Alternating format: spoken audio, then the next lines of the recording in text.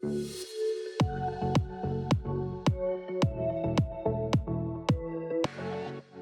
right, my friends, welcome to another video lesson. In this lesson, we're going to be discussing masking in order to clean up the rest of the area that we didn't take care of with our chroma key process using the ultra key effect. So in this step, we're going to be using what's called an opacity mask to remove everything else around our subject that we couldn't using the chroma key process. So what we're going to do is make sure that our clip is selected here. And then we're going to head over to a relatively new tool on our tool palette here, the Object Mask tool. Now, I'm not going to use the default tool here. Instead, I'm going to click and hold, and I'll get this little flyout here, and I'm going to head down to the Pen Mask tool, click on that, and you can see when I roll over the frame here, I've got a pen tool that I can use to create points. So what we're going to do is draw an area around our subject here. And what we're delineating by doing this is the area that we want to be preserved. And everything outside of that area will be masked off, basically excluded from the frame. So a lot of times when you're going to be drawing a mask around something that goes right to the edge of the frame here, you want to be able to create points outside of that frame. And you can see that I'm unable to do that right now. I have my regular mouse pointer out here.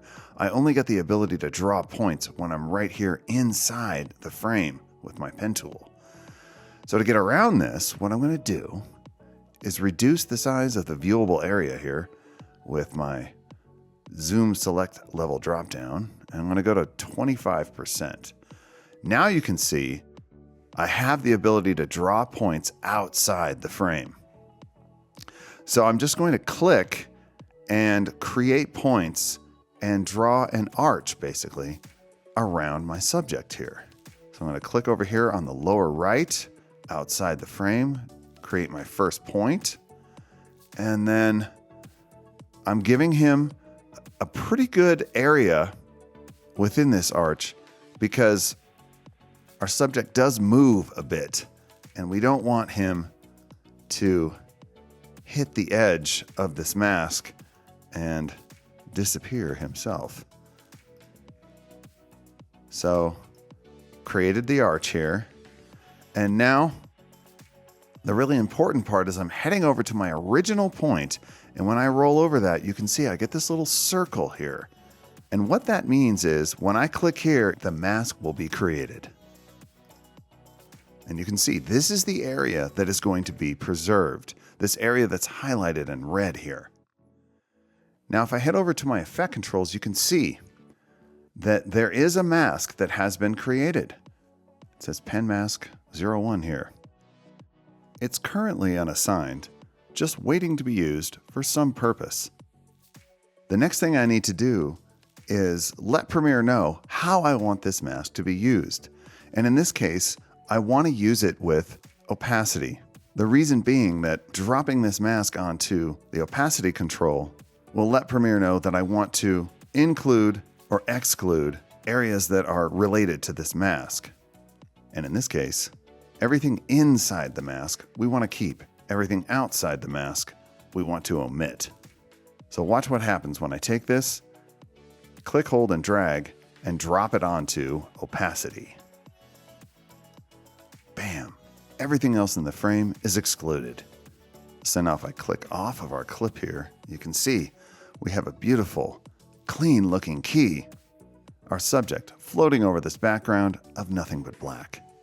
Now if I select my clip again and head back over to Ultra Key here in the effect controls, drop down the output menu here and go back to Alpha Channel, you can see once again this area in white that will not permit video to pass through is solid, clean, and well established.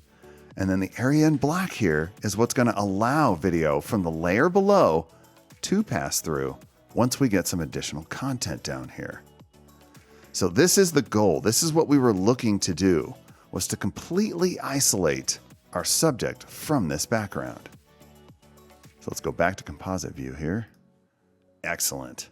We'll go back to fit view, and you can see if I disable the opacity effect here by bypassing it, all that stuff comes back.